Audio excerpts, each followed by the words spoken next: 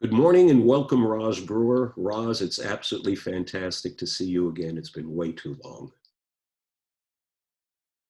Thank you, Joe. I'm really glad to be here. I'm really looking forward to our conversation. This really is a thrill. So what I'd like to do, Roz, is to welcome you and to all our viewers to our Rock Center series of interviews with leading corporate directors and executives. By way of background, I'm Joe Grundfest. I'm the William A. Franke Professor of Law and Business at Stanford Law School. I'm also chair of the Audit Committee at KKR, a former commissioner of the United States Securities Exchange Commission, and co-founder of Financial Engines. Our guest today is the wonderful Roz Brewer. USA Today calls Roz one of America's most prominent women and Black female executives. Roz is director and chief operating officer of Starbucks, and she sits on the board of Amazon. She's also the former president and CEO of Sam's Club. Forbes lists Roz as among the most powerful businesswomen in the United States. And personally, I can't think of any executive or director better suited to address many of the challenging questions that we face in America today than Roz Brewer. Welcome, Roz.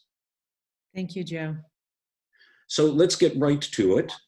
You know, Roz, when first we had this conversation about having this interview and the like, it was a few months ago. We developed a script, and given everything that's happened over the last few weeks, we both agreed we got to throw that script out. So much has changed. It feels as though years have been compressed into days. And the immediate question that we're facing now, and it's a question that can't be avoided, is the implications of the murder of George Floyd and the subsequent protests, and what are the implications for corporate America in light of these recent events? And more particularly, let's start there. How should corporate America be responding to the events of the last several weeks? So I think that is a very salient question right now, Joe. And I think there is a role for corporate America, the private sector, to engage in this. And there's a lot of work to be done. And it's almost as if we need to throw away our prior playbook. We're learning so much in these last few weeks about what we didn't know about our organizations, about how our African American executives, our Black executives are feeling. And we're also learning about even some of our employees that are on the, right on the front lines dealing with customers every day and how they're feeling about Black Lives Matter and other issues. And I think the role of the corporation, first of all, is to be the most aggressive listener that they can possibly be. Because what we are seeing right now, what is playing out in front of all of us, is a reaction to being unheard for so many years. And it's about a race of people, Black people, who have contributed to this country and to their companies. And sometimes they're not even well known in their organizations. So, I would recommend, first of all, it's all about listening. And so at Starbucks, we did that. We've had so many listening sessions. But from there, it's about the work and it's about changing the dynamics. And so just a few things, Joe. For instance, when we look at the pipeline of leadership within most companies, it is so weak in terms of the number of African Americans in the pipeline getting suited for senior executive positions. And when you're trying to build relationships within your company, you have to have really courageous conversations, but you have to have people at the table in order to do that. And so, first of all, I would say that every company right now should be looking introspectively at themselves and saying, where is my African American pipeline of talent and the leadership, and what voices do I have at the table? The second thing, I think they need to look at their board configuration. Now, we've seen some improvements in board configuration recently, and it's moving in the right direction. But now I question, are they having the right conversations? Boards are really, their primary responsibility is CEO succession. And when you see that there are only 4 African American CEOs of publicly traded companies today, you have to ask yourself, is it enough just to place diverse candidates on a board? You have to ask those secondary questions. Are you having the right conversations? Are you really thinking about leadership at the top and your role in it and the role of the board in selecting diverse leadership within the company. So I think there's a two-pronged approach. Look at the CEO succession plan and look in the organization for pipeline development. And then there's a third piece. I think that these companies really need to understand that it is going to take public and private partnerships to change this conversation in America. And so we've seen some companies make some really bold moves. I'm going to step out there and say congratulations to Bank of America. I love the work that they're doing. They are, uniquely capable because in the finance industry, they touch so many different industries to begin to talk about how do you influence the discussions around racial injustice and what is the education process? How do we learn? Who are those institutions that are able to teach and make change happen? And they're investing there. And I think that's the third part of this is what is the external position companies are going to take to influence different conversations between the public and private sector? There's a lot in there. Let's try to unpack it. Let's try to get at it piece by piece. The first thing that you basically said is you've got to start listening. In my view, listening is table stakes. All right. If you're not listening, you're not deaf, you're ignorant, and only terrible things are going to happen in that context. So I couldn't agree with you more. But many people are saying, and I think they're right, listening isn't enough. All right. We need action. We need to actually see changes that indicate that corporate America understands the nature and the depth of the problem. And let me sort of come at you the way some of my students would come at me around this issue. And they would say, great, you're talking about we need to improve the pipeline. You're absolutely right. We're talking about how when you improve the pipeline, we've got to increase the number of African Americans on corporate boards. Got it. We've got to increase the number of African American CEOs. Absolutely. We've got to increase public-private partnerships, and absolutely. But many of the young people around us are saying, that's not enough. All right, we'll get back. You and I will have a conversation about all of these particular issues. Right. What do you say to my students? We say, oh, this is really great, but we've been reading about this stuff for years and nothing has happened and nothing's changed. And I'm concerned that this is just going to be a moment in history and this too shall pass. What do I say to them? So, Joe, when I think of your students, I think of our baristas at Starbucks, and I've been spending a ton of time with them. I was just in the field yesterday in the Southeast region, where we have a very heavy concentration. 50% of our baristas in the Southeast are African American. And so just listening to their stories and understanding how they feel unheard, the issues facing what I would think students and the population of our baristas, what they're thinking about is, how am I going to be successful? How do I see myself on a pathway to the middle class and above? And your students especially, they're going to graduate with debt, more than likely. They're going to graduate wondering if, they'll be treated fairly in the workplace. So should I be an entrepreneur so I can avoid the corporate sector? So I do think that there's action. When you listen to them, very thoughtful. They know where the gaps are. I think there is a lot of work that needs to be done to actually get right into the center of the things that affect them most, and that's the affordability of that next level in their life. I actually think about the rising cost of healthcare. And if you're an entrepreneur and what that's like, just trying to say, okay, I'm going to need health insurance, right? And I know that can be up to $2,500 a month in health insurance. So I think the influence that corporate America can have on the healthcare system, I think the impact that corporate America can have on the cost of education. How do we lower the cost of education? Or how do we appreciate attendance at community colleges or two-year degrees? Or how do we support those students coming through school? We a lot of companies offer internships, but is there something else that they can do in terms of looking at the debt structure when that student graduates? And then I'd also say, what I love about what I see in students these days, and I've been chairing the board of my alma mater, Spelman College, so I get to listen to African American women quite often. And what I hear them saying is they want to feel valued on day one. And I don't think there's a lot of attention in terms of saying, what does that mean to be valued? And that is their voice represented? Do they see someone like themselves as they're coming through the front doors, so that they know that it's obtainable? Or are they coming into an environment that says no to them every step of the way? Day one, it looks like a big no. So what's really intriguing is there's a conversation that we're having in academic America around a whole bunch of things, and one of the way I've been participating in this conversation is I've been quoting the great legal authority Aretha Franklin.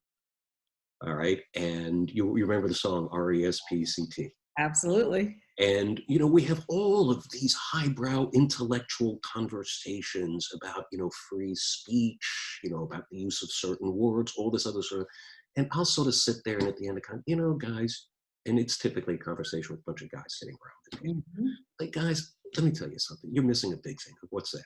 It's, let me quote Justice Franklin, right? Aretha Franklin, right? And then I'll just, do my version of RESPCT. And if people don't feel that they're getting respect, Right. nothing else works. Nothing else works. Nothing else. So Yes. respect is table stakes. Mhm. And there's so many different ways in which you signal respect or disrespect, or you're ambiguous. And in my experience, ambiguity isn't good, disrespect is terrible. So Right. the question is, how do you make people feel respected from day one? And once you quote Aretha Franklin on this, and everybody knows the song, and I think it's absolutely terrific, it changes the whole tone of the conversation, because it's not about all of the intellectualized stuff. It's not about all of the public policy issues. It's about something very human. How would you feel, all right, as I look at my colleagues, and we're all very respected scholars, whether we deserve to be or not, how would you feel if you were disrespected? Terrible. Well, why should they feel any different? Exactly. So, Especially when they have less experience and, less opportunities to show that they can proceed. It's really interesting to say, well, how do you make that new young hire feel valued? One is, asking, do I really know that person? And they want to be known. Do you know me? Do you see me? Do you feel me? And so there is a piece about educating that difference, right? And so instead of taking a really bright new hire and engaging them in a big project, where's the relationship that's being built? How does that happen? How do you slow your day down and look at that one person that's sitting in the room amongst a sea of employees, and they're scared and nervous and feeling underrepresented? And who are those leaders that reach out and say, you over there, tell me what you're thinking, right? A lot of people don't do that. They like to count the numbers in the room and see that they have a diverse face in an audience or a room, but I'm not quite sure they're genuinely interested in picking out that one person and saying, how do you feel about that? Their position matters. so I agree with you entirely. And there's so many issues here. One is bringing minorities into the organization. Then you've got the next question of nurturing the minorities that you've got in the organization and giving them respect and support. And then there's a terrible retention problem in many of these, again, financial services industries, law firms, the whole bit. They all do much better bringing people into the pipeline than in retaining them. And you Yeah. have that problem with women and minorities, and that problem comes up for many, many different reasons with regard to women and minorities. And it takes, I think, a pretty significant culture shift in leadership in order to understand that it's not enough to say, okay, we've hired so many African Americans, we've hired so many women, but now how are we going to keep them? And how are we going to move them up the organization pipeline so that they naturally evolve into positions of leadership, which I think goes back to your pipeline and leadership point earlier on. Absolutely. And so let's talk a little bit about partnerships between corporations and their services. And so, the better corporations, I've seen them demand, I want my outside legal firm to represent what my workforce looks like. So I want, when you come to pitch my company, I want to see that you've got an African American, a Latino, gay, lesbian. I want to see what my team is going to look like that's going to take care of my business. So you can't be my accounting firm. You can't be my outside legal services. You can't be my partner in any of our strategic spaces with our relationships with the McKinseys of the world and others, without representing what our corporate values stand for. And I've seen companies do that very well. You know, I commend Walmart. When I was, CEO of Sam's Club, we were very clear that our suppliers, our vendors, our partners, they needed to reflect a diverse leadership and even the teams. And so, what's interesting about this, and this is interesting for the graduates of a business school or undergrad, is that, you come onto these teams if you're in one of the services firms and, you're given this, this project. But if the company is saying, I even want that working team to reflect a diverse makeup, that makes a big difference, because then they're going to have to hire, they're going to have to put them on the key project. And big companies like Walmart, Starbucks, Amazon, that makes a difference for a new hire to say, I was asked to be on the Amazon project. I mean, that's a pretty big deal. And I think It is a pretty big deal. And what it does in many ways is it creates opportunities that otherwise might not have been there. absolutely wouldn't have been there. Now, Roz, I'm going to speak freely because I'm on the other side of many of these issues. All right. And here's some of the conversations that happen behind closed doors. All right. So number one, you'll have some law firms say, well, this is really fascinating. They want us to put together this diverse team, but we look at the management that we're dealing with. That management is not diverse. They're asking us to be holier than thou. They're asking us, so we've got a management team at a publicly traded corporation. We look at their board of directors, we look at their senior management. We see very few minorities. They want us to have more minorities and women than they have.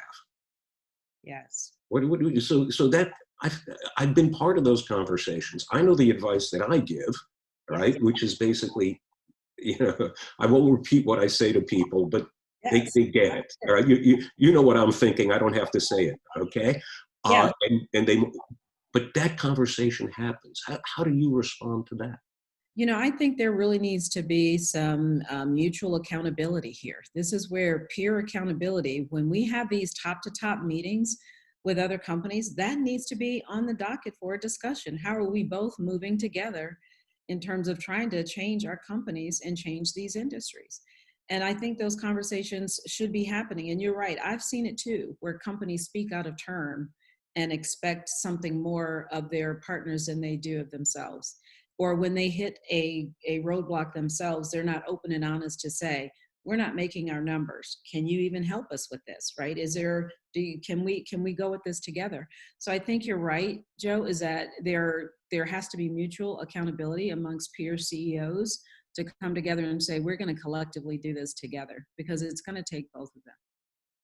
So, one of the interesting things when we talk about diversity at the board level, here in California, our legislature passed legislation about a year ago, SB 826, and it's in effect a mandatory quota that mandates a certain number of women on corporate boards.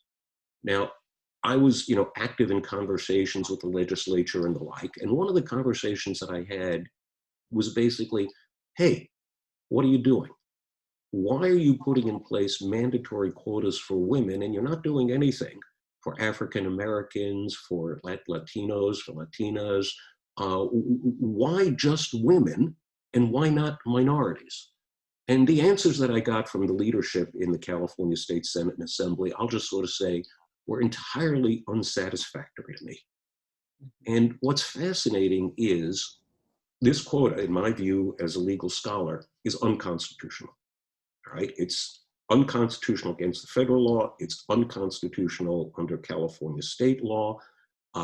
There's never been a bigger champion for getting more women on corporate boards, getting more minorities than I. All right, everybody knows where I stand about this, but I prefer to do it through constitutional than unconstitutional means. What's fascinating is SB 826 has worked. It's dramatically increased the number of women on corporate boards It's really been stunning.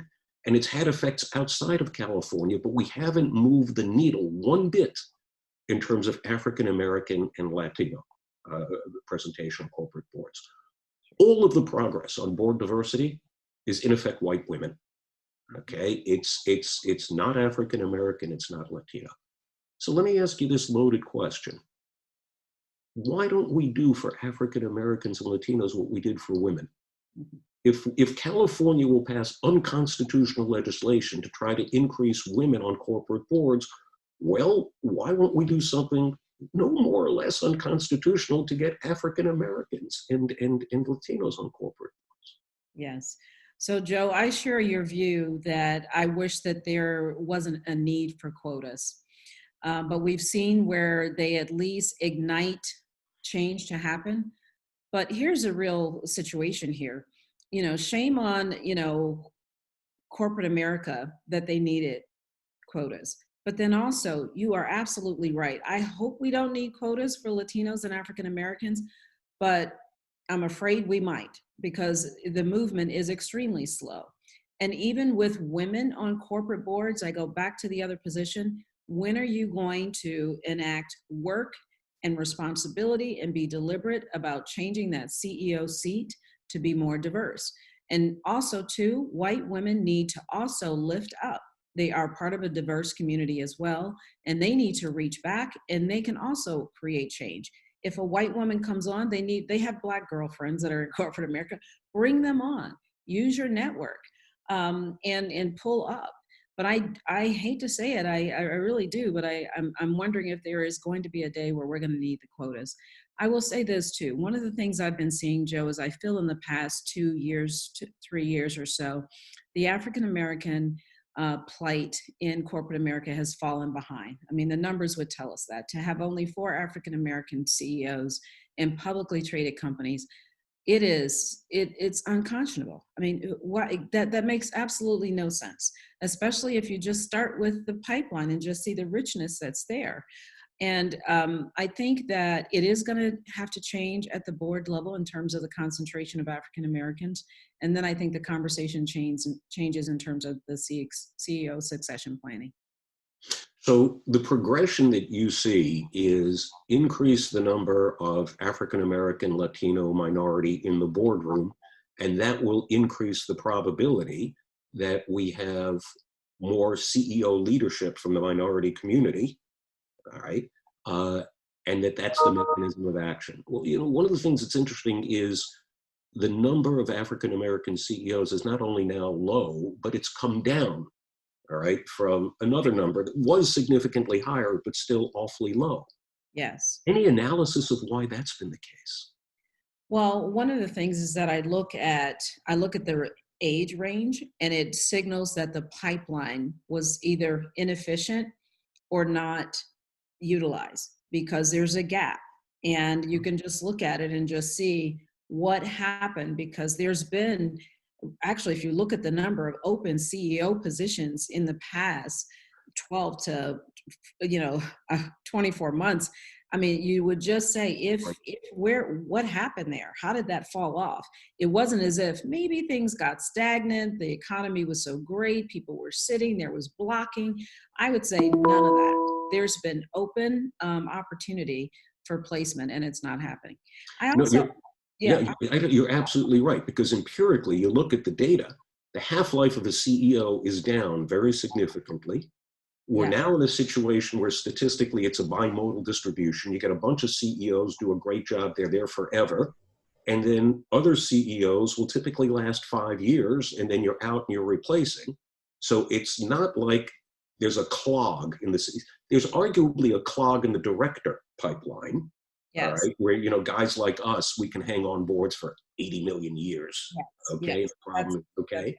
But in the CEO, we get vibrant turnover. Absolutely. And it makes no earthly sense to me. Every now and then I do wonder about sometimes the conversations between the placement firms and the corporations. And so are the placement firms really pushing that as well? And do they see inequities as they're managing the company? And are they being very front-footed with the board to say, I'm not understanding why these candidates can't get through to either through the board selection process to become, to be the CEO candidate. Where is that happening? I think there's some work that needs to be done there, Joe, because it's a question that puzzles me often. Yeah, no, I look, I, I agree with you entirely. I mean, I've looked at the data, and apropos of your pipeline, we recently did a research report that we really released through the Rock Center, where we documented the pipeline at publicly traded corporations, looking at the 5 named executives, and what we found was an interesting phenomenon. Number one, again, underrepresentation of minorities. So you look not only at the CEO, you look at the level below the CEO where you expect the next CEO to come from. Bench strength is very weak, all right, and it's depressing. The Yeah, second thing that you see is there's an increase in the number of women, but the women tend to be in the non-P&L functions. that's They correct. tend to be the general counsel. All right. They tend to be not in the operating roles where you stand up at the meeting and you sort of say, hey, we exceeded budget. Our profits were 15% ahead of projections. We achieved the following cost cutting. We introduced the following new products. You and I know that's how an exec gets to be a CEO. You get to be a CEO because you've got P&L responsibility and you prove you can make money for the corporation. You Yep. don't get to be the CEO if you're head of HR. All right. And more women and minorities are getting up to these levels. All right. But they're doing it by being head of HR, being GC. That's great. That's terrific. But that's not the CEO. That's not the primary CEO pipeline. That's exactly right. I think there is, there's some interesting conversations going on right now about P&L leadership amongst African American executives and how limited that is, and how they're further away, just like you described. They're either chief of diversity, chief of HR, and very and fantastic at what they do. I also think that they're actually frustrated.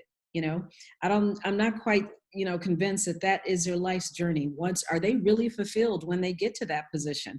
And most of my good friends who are in those roles, they love what they do, but I see them really shifting and thriving for that, to have that very discussion and have that very impact on their company. And so, it says to me, and this is the way I'm looking at it, when I see a great talent that's right in that middle management level, could we grab them and create the zigzag? Maybe you start at HR, and then can you come over and do a project with me on M&A? And then can I get that person to come over here and listen to operations and get into operations? And so I think we've got to widen our own perspective on these candidates at middle management and start grabbing them early and saying, you may love HR right now, but I see something else in you. And could you zig over here and zag this way? And by the time we get to that early VP, senior VP level, they're feeling engaged and they're credible to handle a P&L role.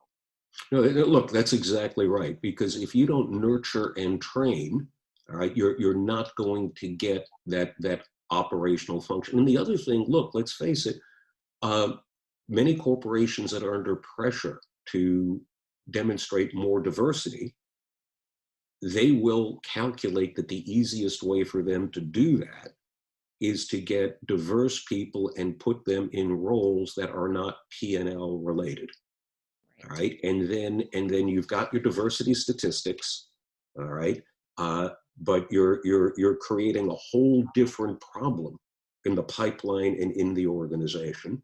And I think it's really important for people to recognize that if you say a corporation, two corporations, one has 12% African Americans in management, the other also has 12%. They can be entirely different depending upon the functions and roles being served by the 12%. Not all 12% equal. Absolutely. The other thing about having a diverse candidate in a P&L role is their level of control. And back to this whole conversation about, grooming diversity throughout the organization. And the closer you are to the P&L and to the money, you have the bigger decision making. And so when that P&L leader says, I am going to change my structure and influence the company. Their influence is so heavy. So there is this two-part thing that happens, Joe, that you got to get the right person in the right seat, having the right conversation. No sidelining, right? You might choose to maybe listen to your HR partner or not, but you cannot ignore the person that is making the money for the company. They're rarely ignored. And so I think that is the other part of having strength in changing this conversation around a diverse pipeline, is having that P&L leader be a diverse candidate as well. Couldn't agree with you more. Roz, we're coming to the end of our time. Any final thoughts or observations you want to share? So, Joe, we started this conversation off with everything that's happening in our world right now. And who would have ever thought that we would have a pandemic with the racial unrest crisis on our hands within less than a 3-month period? No one would ever have dreamed of that. But I remain an optimist. I think that there is nothing unique about this. I think these are two issues waiting to happen. We didn't care for our environment. We didn't care for our healthcare system the way we should have. Some of these things could have been predicted, and quite honestly, they were predicted in terms of what happened with our pandemic. I think this second piece, the social unrest, it is a combination of people being unheard and things happening, and it just piled on until a point of collision happened. But I'm an optimist that says that when you're confronted with something this big, it's time for change. You cannot ignore where we are right now. I think the best leaders, and even some of the leaders that we've never thought of or heard of, are going to immerse out of this. And I think we're all going to be better forward. We're going to be better for the work we have to do ahead of ourselves. And I think we have a golden opportunity to create a new environment for all of us. Roz, I so deeply hope that you're right. You have no idea how much I hope that you're absolutely right about this. Thank you for making the time available, and look forward to actually seeing you in real life and Yes. being in an environment where it's safe to give you a hug. Yes, me Great. too, Joe. I Thank look you. forward to that. That'd be Yes. terrific. Thanks for the Take day. care, and thanks everyone for joining us. Thank you very much.